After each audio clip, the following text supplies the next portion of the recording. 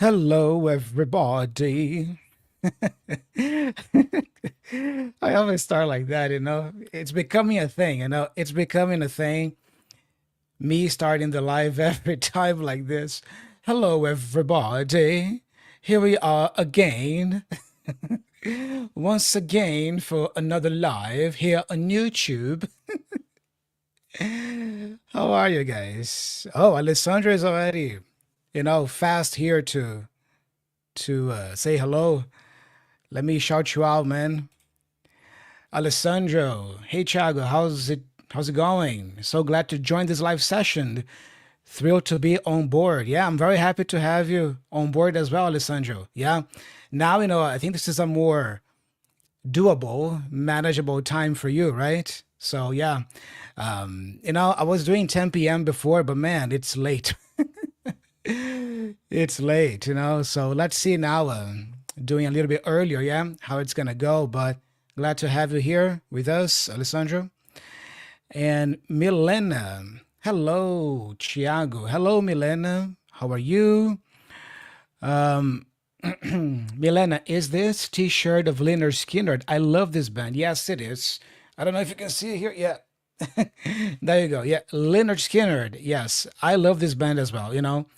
Leonard Skinner is one of those bands, we call them a Southern rock band, Southern hard rock band from the US, because there is that movement, yeah, in the US of Southern bands, yeah. They have a lot of, they play hard rock, but with a lot of influence from country as well, blues. And Leonard Skinner is one of maybe the pioneers of this genre, this subgenre of rock music. I love it. I love it. Glad to have you on board, Milena. Welcome to the live. Yeah, nice to have you here. And Fabio Oliveira. Hello, Thiago. How's it going? I'm doing well, man. How are you? Hope you're doing well too, Fabio. Thank you for joining the live today. I hope you learned something today with me on this fine Friday afternoon. Let's see who else is in the house.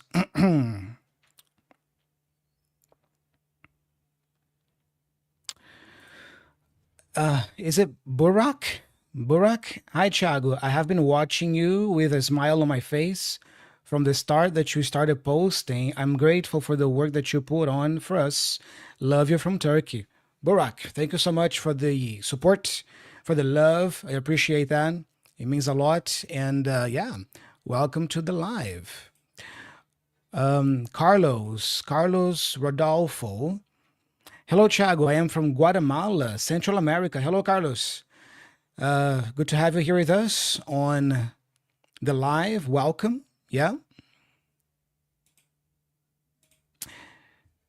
I really struggle to pronounce the band's name. It's Leonard Skinnerd. Leonard Leonard Skinnerd. Skinnerd.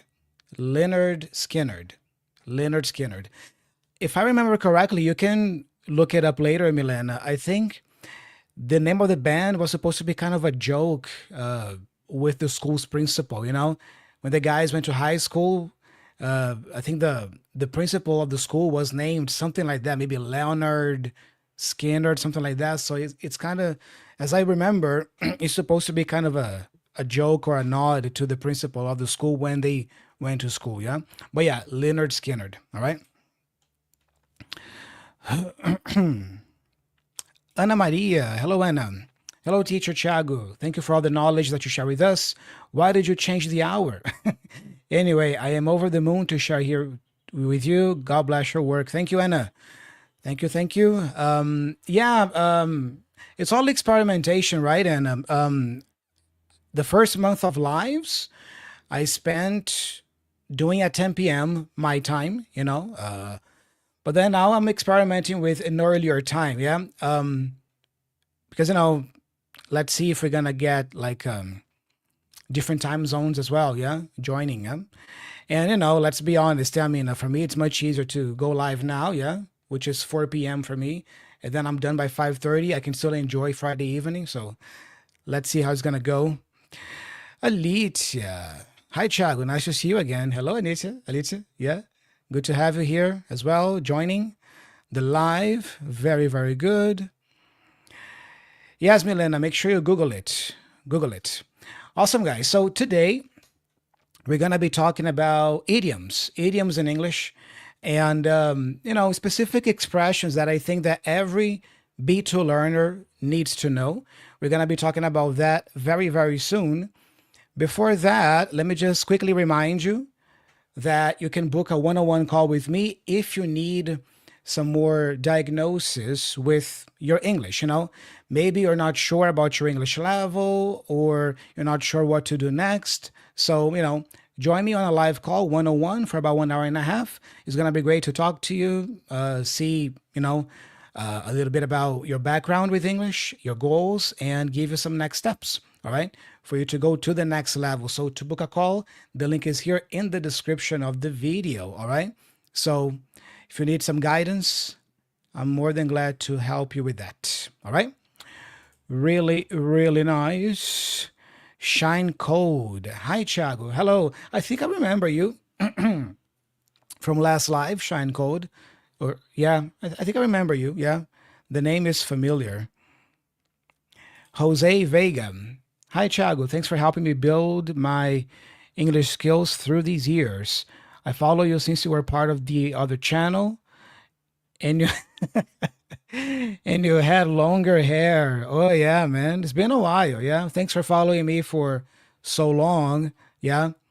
I've had all kinds of hair in my life, short hair, long hair, shoulder length hair, all those. Very nice. So let's talk about today's topic, which is vocabulary and idioms, right here. All right. Can you guys see my screen? Can you guys hear me okay? See me okay?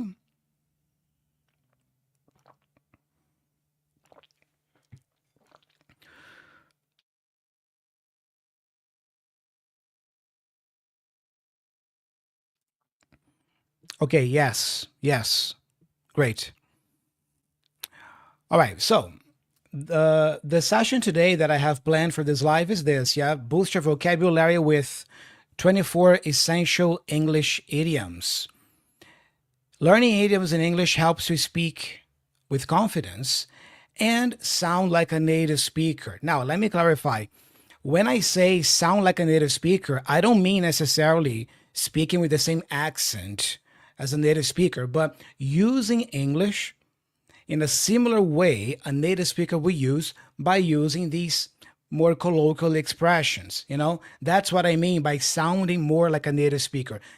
It's about using the language as well as a native speaker would use it, not necessarily about sounding exactly in terms of pronunciation like a native speaker. Okay, so I want to be very clear about that. So, what are idioms in English? What are idioms?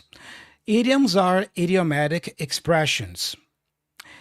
They are not literal. They are phrases, expressions that are not literal.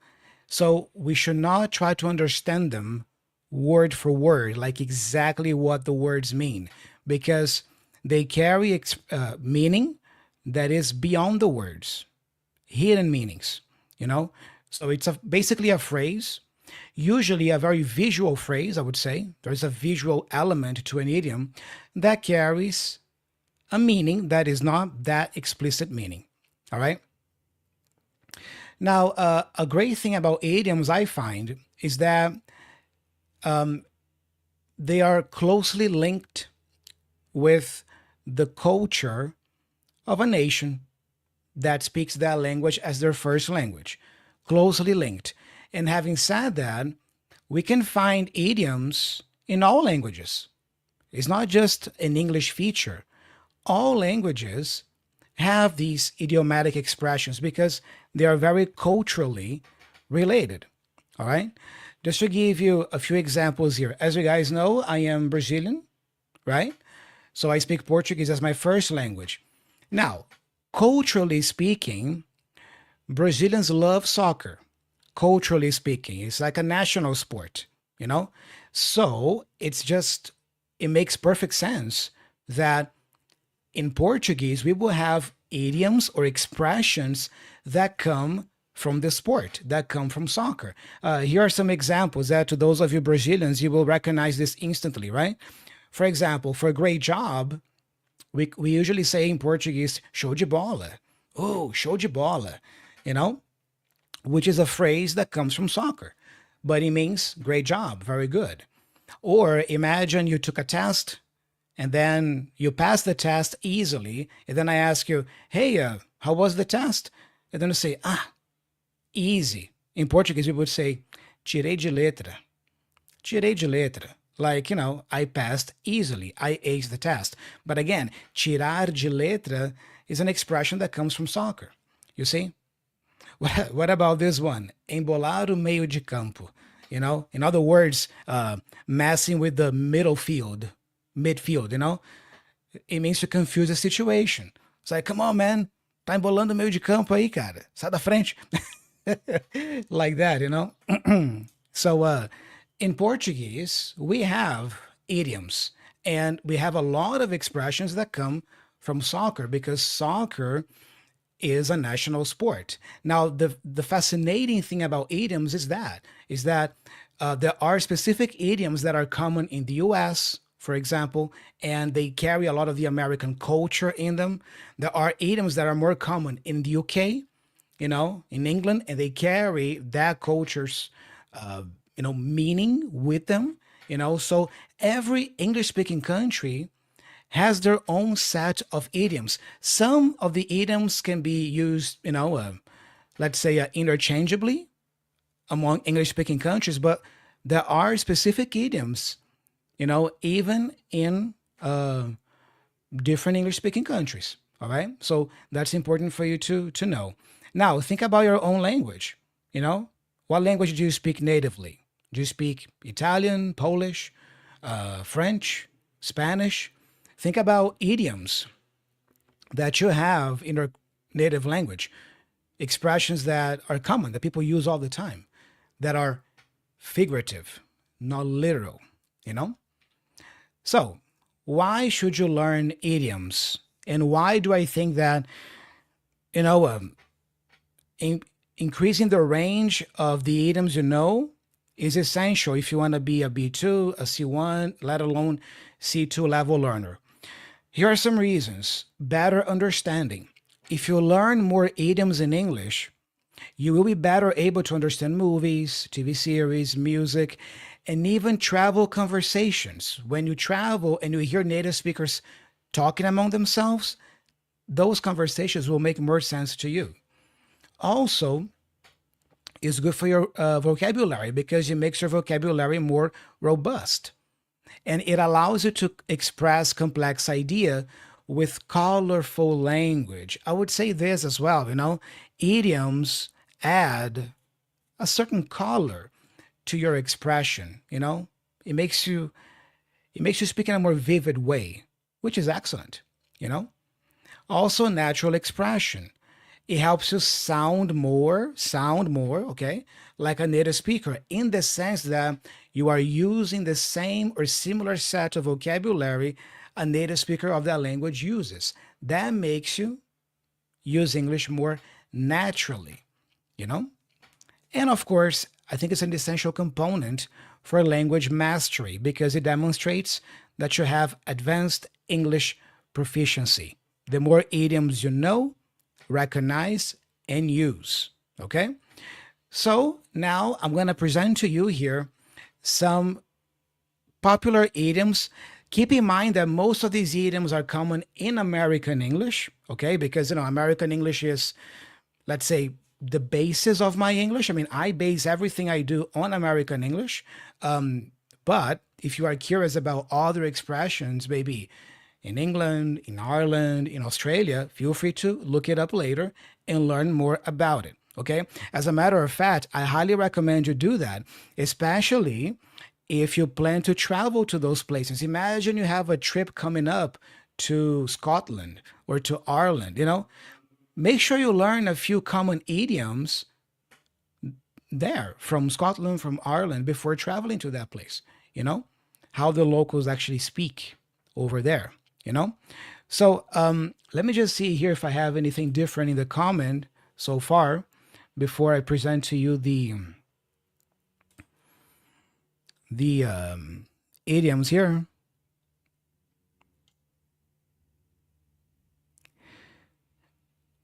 Okay,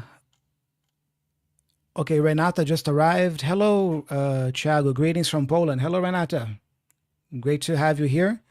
Yeah, really cool.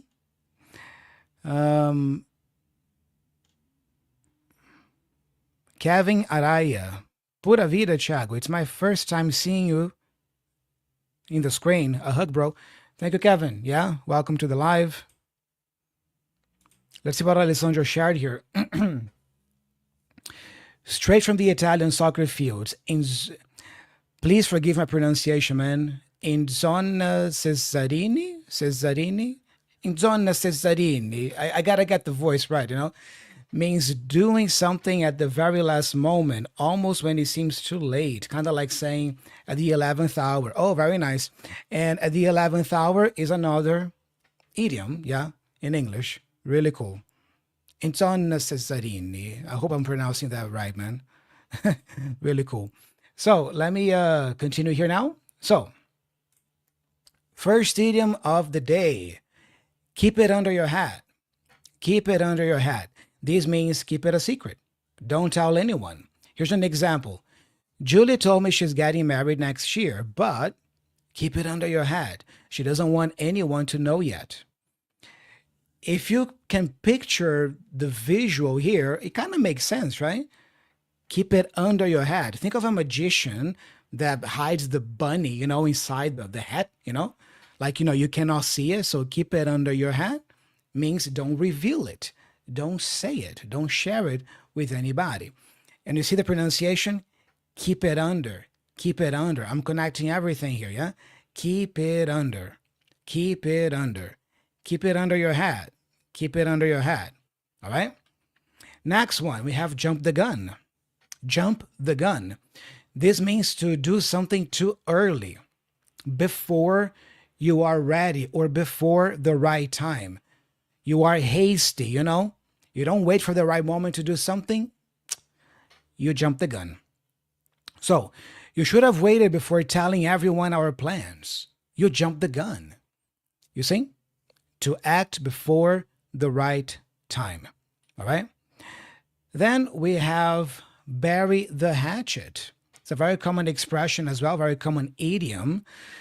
Bury the hatchet. You know, a hatchet is a kind of an axe, you know, a small axe. You know, we have the axe, the big one, yeah, that you use to chop down trees. Think of the small ones, yeah, like a machete, you know, machete, yeah, a hatchet, like a small axe, excuse me, a small axe. So when you bury something, you put it under the ground, yeah. So to bury the hatchet means to put the hatchet under the ground. In other words, it means to stop fighting. You see? It means to make peace, to be friends again. Look at this example. It's been 5 years since they stopped being friends. Now they are ready to bury the hatchet. In other words, they are ready to make peace again. Again, it makes sense, right? I mean, it's almost like if you bury your hatchet, you are burying your weapon, right? So it means that you don't want to fight anymore. You want no war anymore, no conflict. So, you know, you bury it, and now you are ready to make peace. You see? So, to be friends again, bury the hatchet. All right? Don't have a clue or not have a clue. It means you are completely ignorant or oblivious about something. I love that word, by the way, oblivious. Yeah, it's such an advanced word. It's a C1 level word, to be honest. When you are oblivious, you have no idea what's going on. Imagine there are many things going on around you, but you are oblivious to it. You're just like, you know, things are, you know, chaotic around you, but you have no idea. You just, this is being oblivious, you know? So yeah, if you don't have a clue, you have no idea about something. Look at this example. Do you know how to turn this off? I don't have a clue. No idea. You can also say, not a clue. Not a clue. All right? What about this one? The apple of my eye. The apple of my eye. Yeah? You can use this expression to refer to a person, someone you love dearly, especially cherished by family members. And I would say older family members. I see a typical grandpa, grandma using that expression, you know? For example, my granddaughter Melissa is amazing. She's the apple of my eye. Okay? So, in Brazilian Portuguese, for example, we have a similar expression to this, but we say that she is the girl of my eyes. If I were to translate it literally in Portuguese, we say the girl of my eyes. She's the girl of my eyes, A menina dos olhos, menina dos meus olhos, something like that, So, in English, it's the apple of my eye. By the way, as I'm listing these common American idioms here, maybe try to make a comparison with your own language. Analyze and see if your native language has these expressions and if they are similar or completely different. For example, do you have something similar to the apple of my eye in your native language? Is it similar, or you use completely different words? It's a totally different expression to communicate the same idea. So do that mental reflection and exercise as we are going through these idioms today. All right?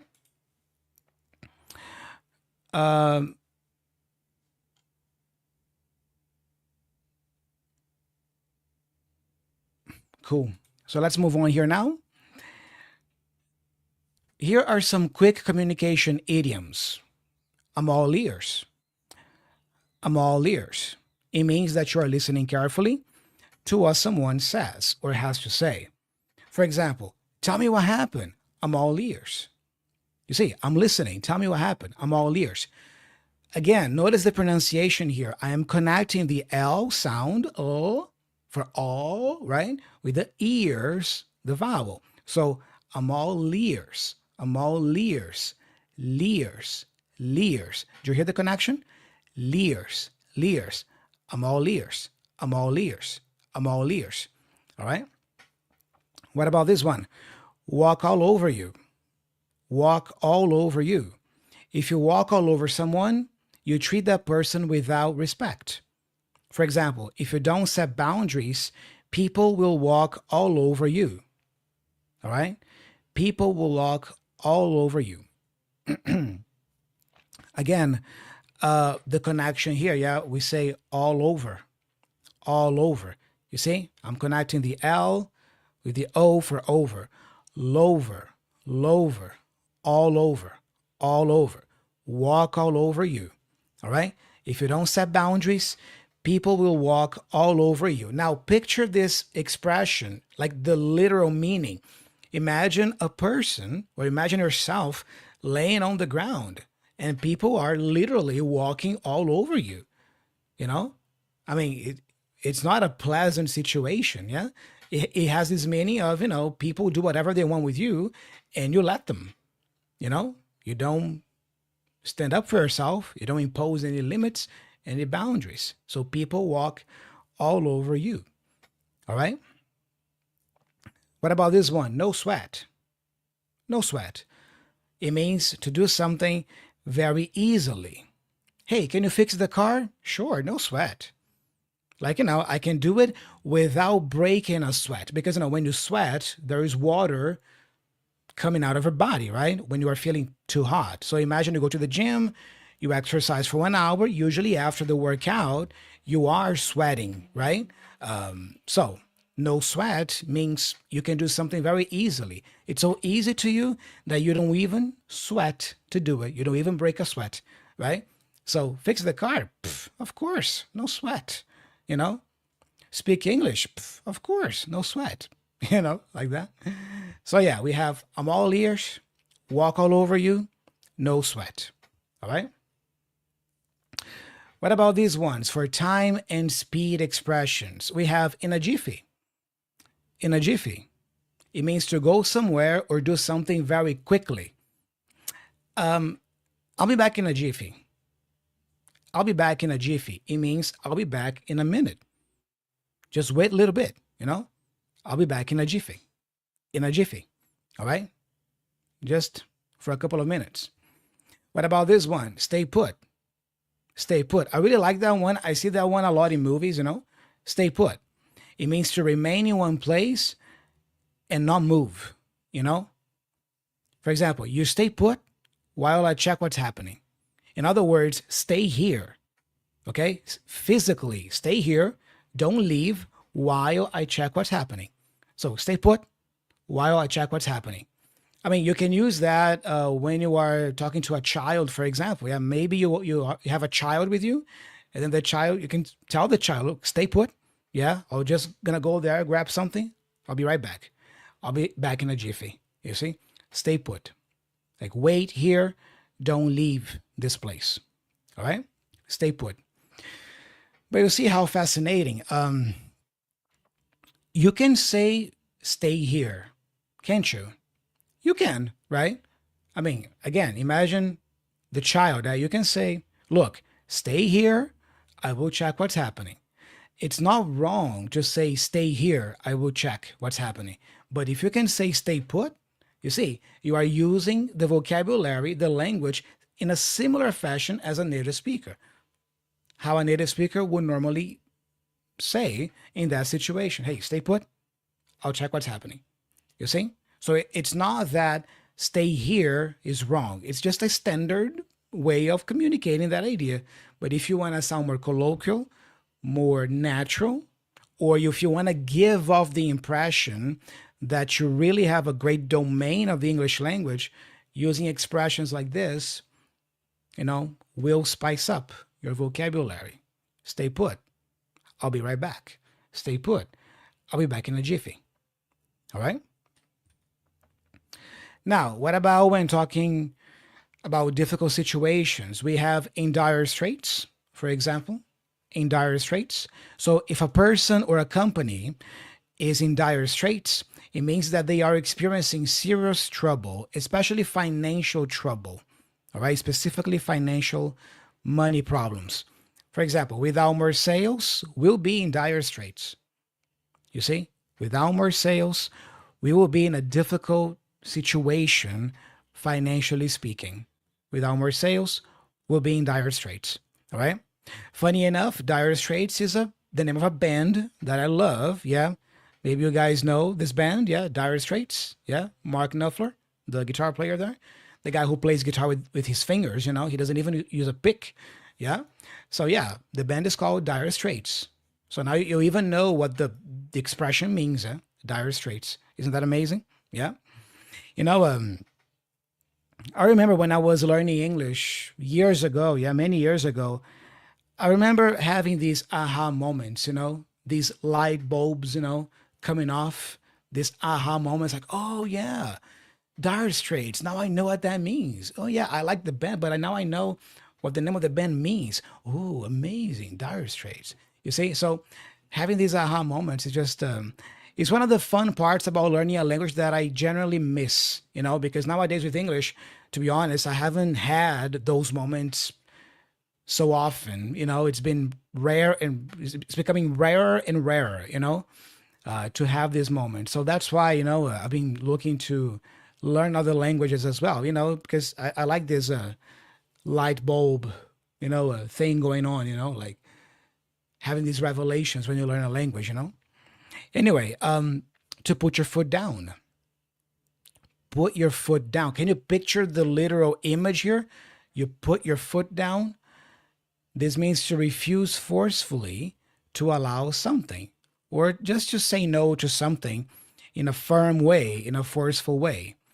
For example, John should put his foot down and say no more often. You see?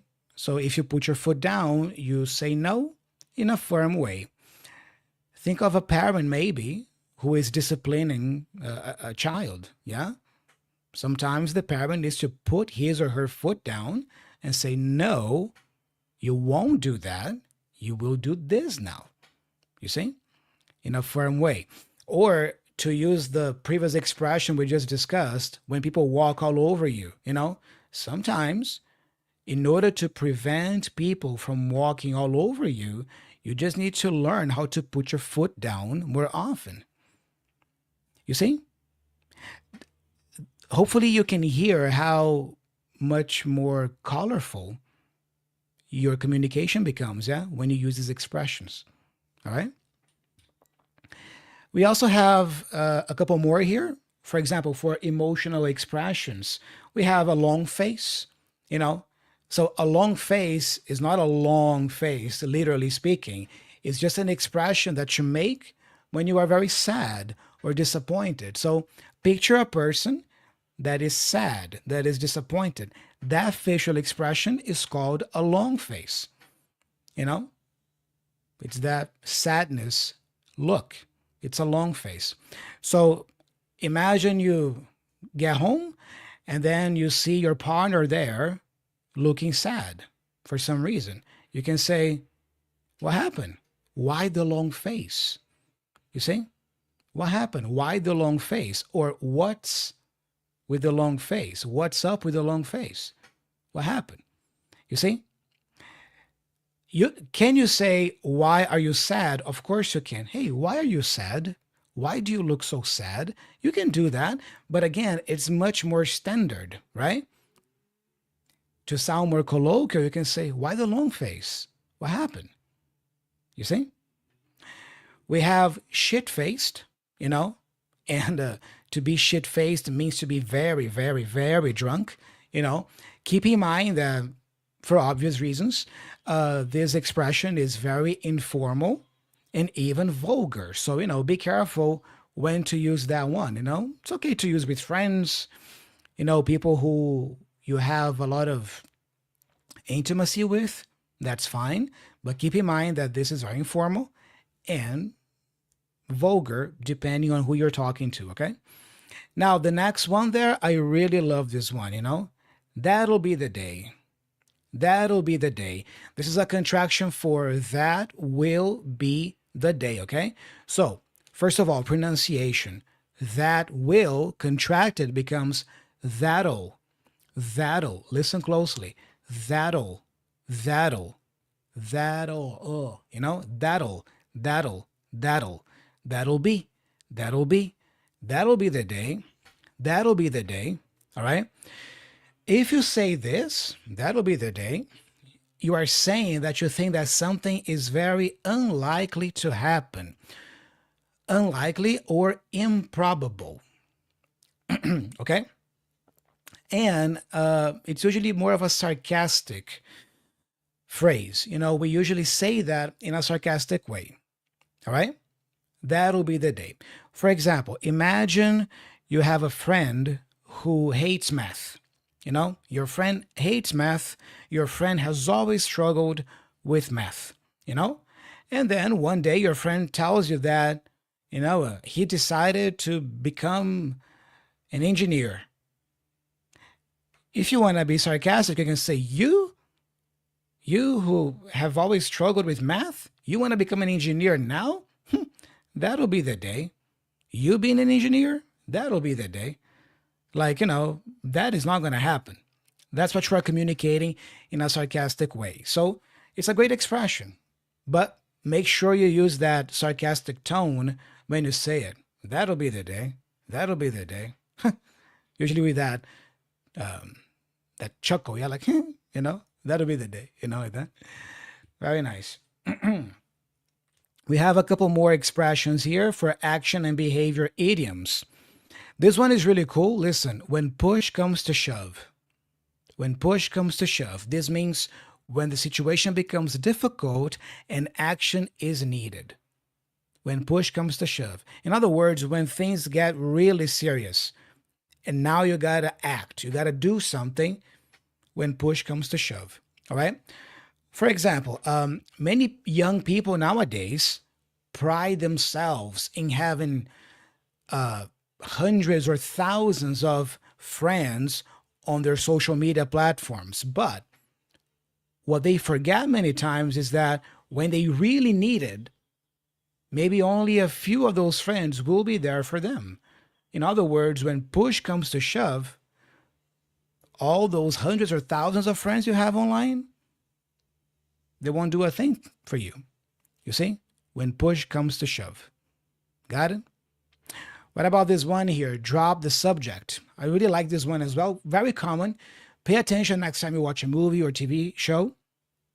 Drop the subject. It means to stop talking about usually an upsetting topic, a sensitive topic. You know, imagine you are having a dinner party with friends at someone's home, and then somebody starts talking about politics. Oh God, and then the conversation starts, getting, heat up over politics.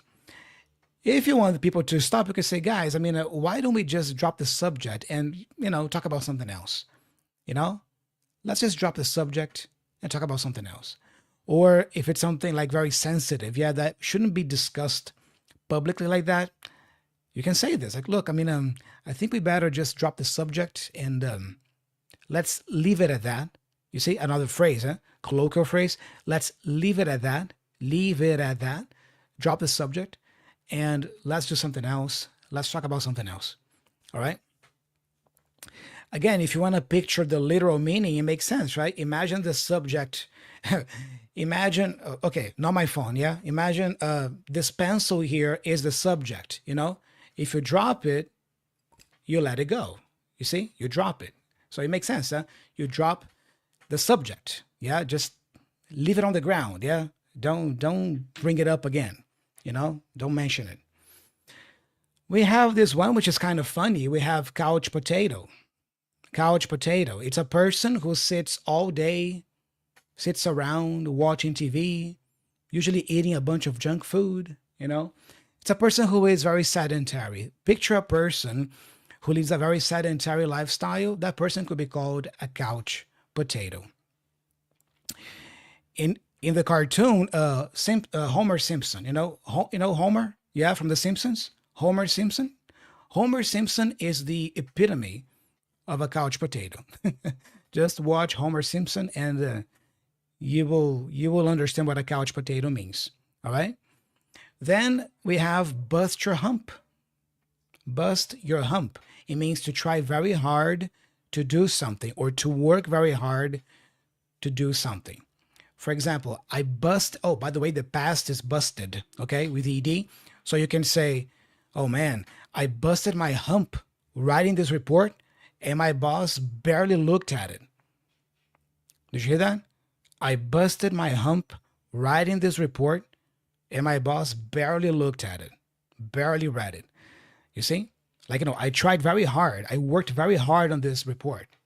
Yeah? So when you bust your hump to do something or for something, you work hard for that. It wasn't easy for you to achieve that. All right? Finally, we have a handful more of expressions here. For example, we have kick the bucket. To kick the bucket. Funny enough, I don't know if it's funny actually, but interestingly enough, let's put it that way, it means to die, but it's an informal way to say that a person dies. Yeah, the person kicks the bucket. All right. For example, when I kick the bucket, I want to be remembered as a great father. You see, like, when I finally die or pass away, I want to be remembered as a great father. You see, so in English, if a person kicks the bucket, this person passes away, this person dies. But remember, that is an informal expression. If you want to be respectful, it's better to say pass away, not even die. I would say pass away.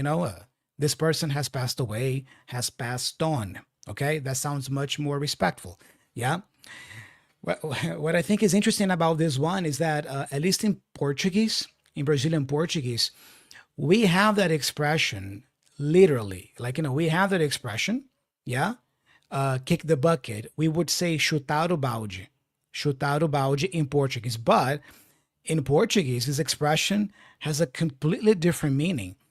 If you kick the bucket in Portuguese, or if you chuta o balde in Portuguese, you just don't care. You just do something without caring about the consequences, about the risks. Like, oh, today is Friday. I'm going to go out and party and shoot out about you and kick the bucket in the sense that I'm going to drink a lot. I'm going to eat a lot. I'm going to dance all night. That is the meaning in Portuguese. What I find interesting is that sometimes that happens. You might have an expression in your native language that translating to English is exactly the same, but the meanings are totally different. So that's also important for you to know, so you don't say something that means the total opposite in English. So to kick the bucket in English means to die or pass away. All right. Then we have to be caught off guard. To be caught off guard. It means that you are surprised and you are not ready for something.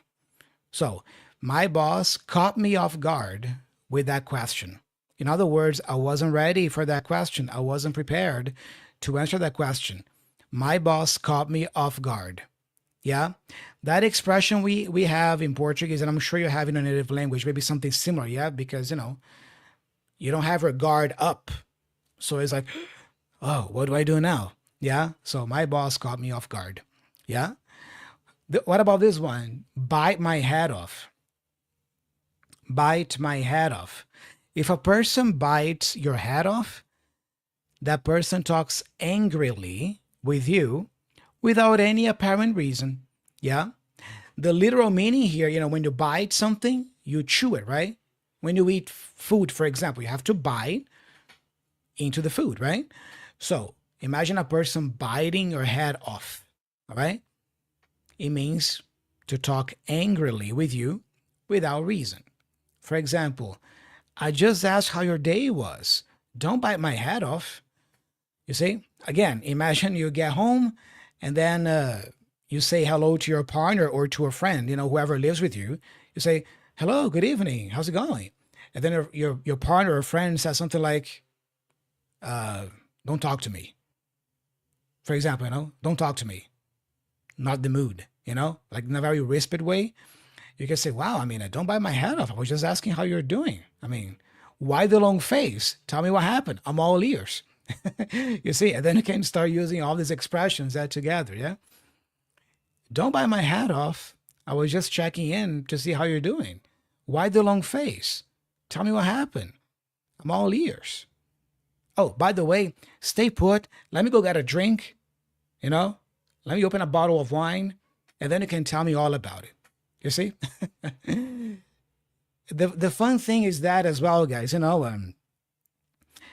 a recommendation, a tip, don't just learn vocabulary individually or isolated, Yes, learn in context, but also once you've learned a handful of words and expressions, try to do what I was doing just now. Try to use multiple ones together in the same situation. Did you hear what I just did here? I used a bunch of these expressions in the same situation, in the same example.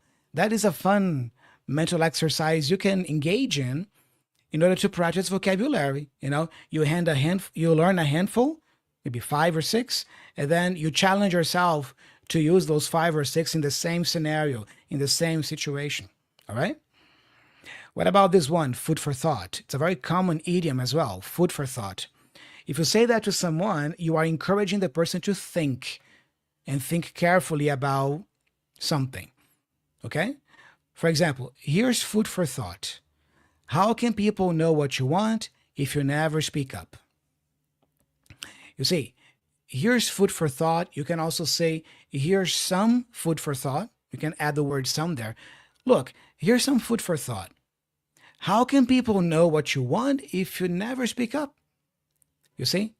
In other words, here's something I want you to think about. Here's an idea I want you to reflect on. Some food for thought. All right? And again, thinking literally about the expression is really cool, yeah?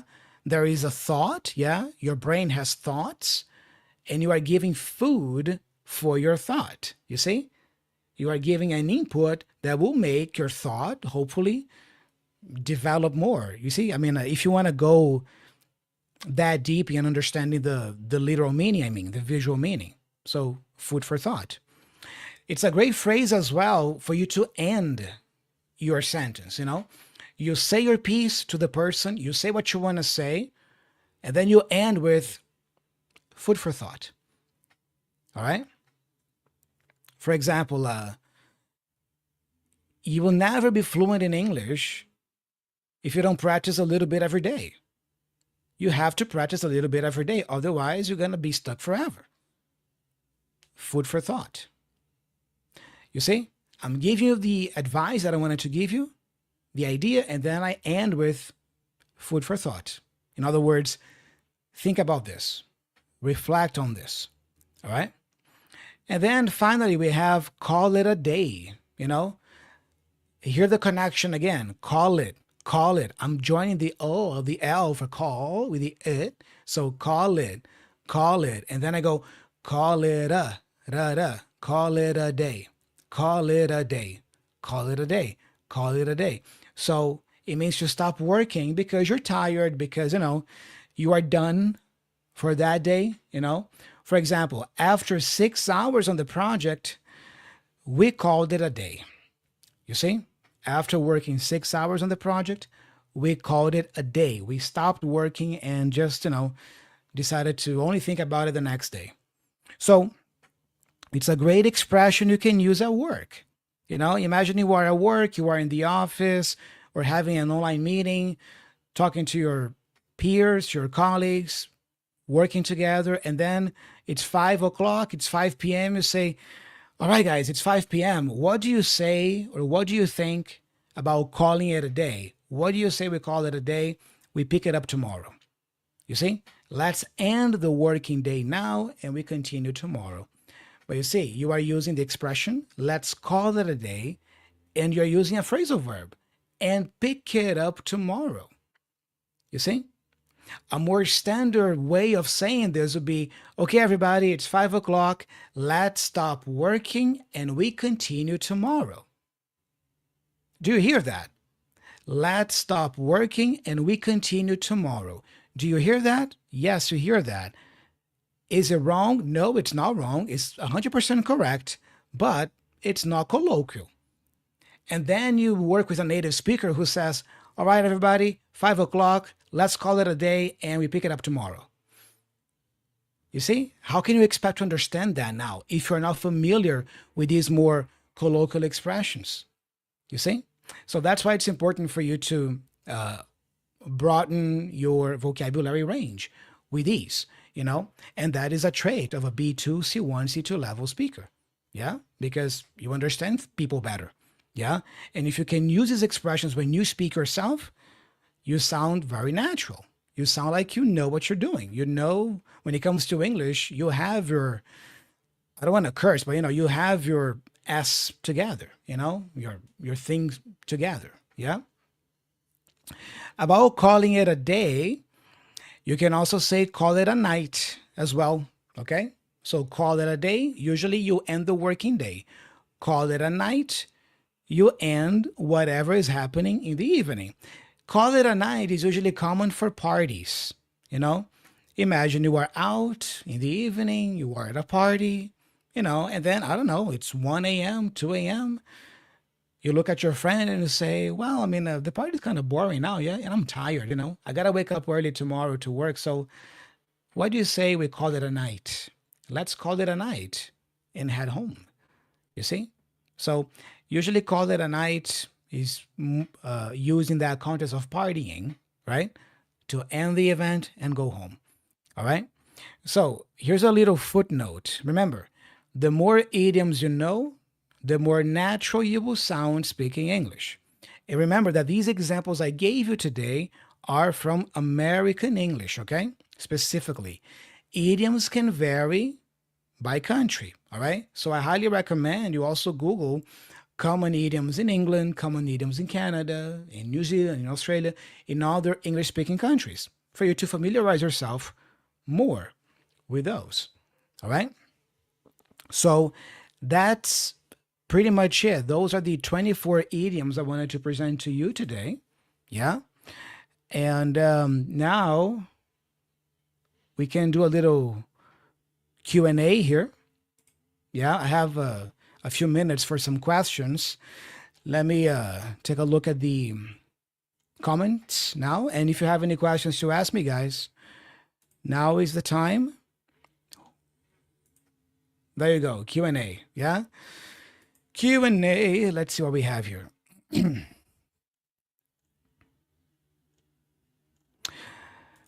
Alessandro, yeah, it refers to Renato Cesarini, an Italian-Argentinian footballer from the 1930s who was famous for scoring decisive goals right before the final whistle. Interesting.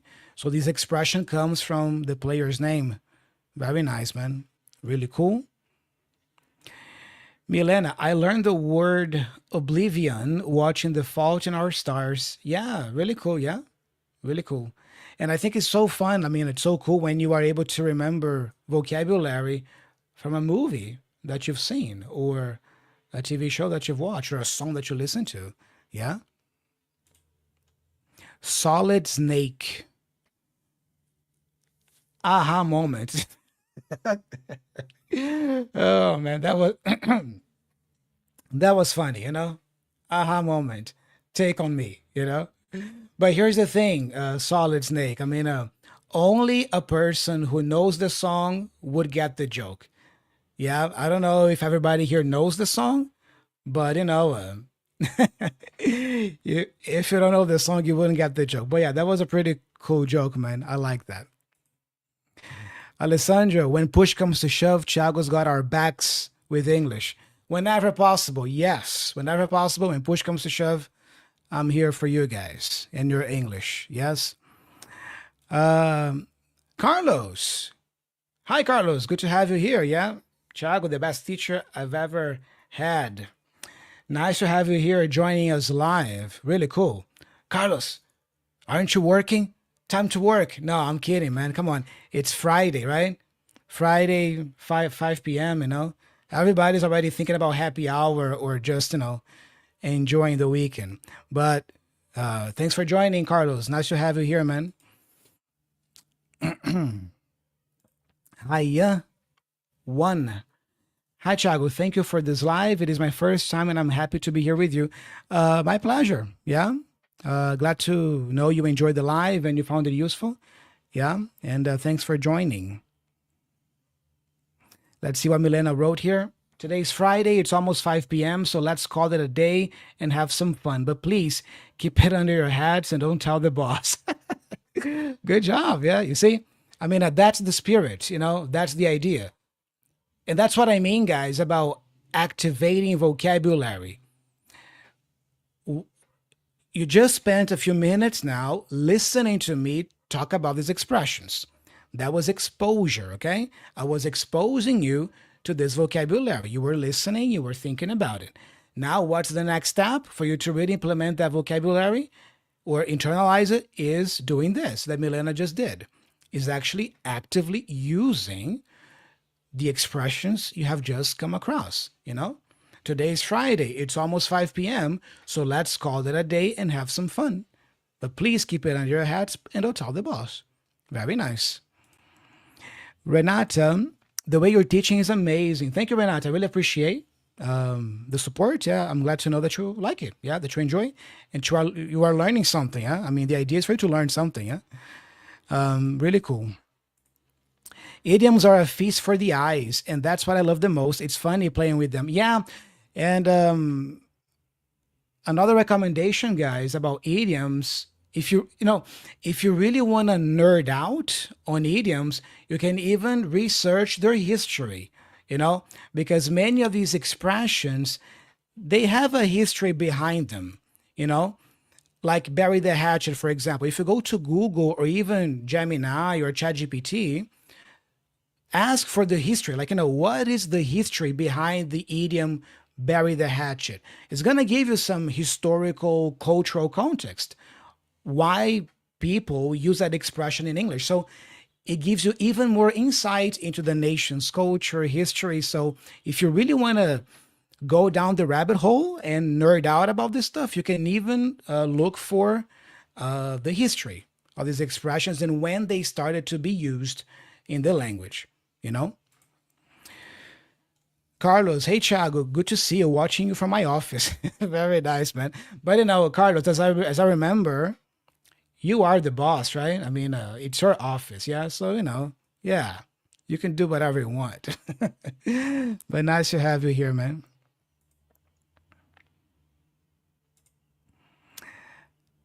Ana Maria is asking Alessandro, what is the meaning of feast for the eyes? A feast is a party. Think of a feast as a party, as a that banquet, that table full of delicious food.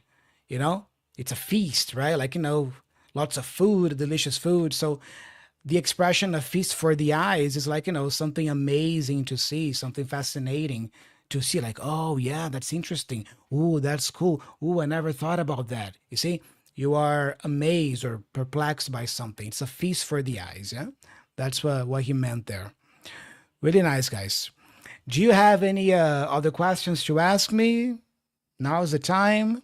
If you want to ask any questions about English learning, or anything specific that is on your mind.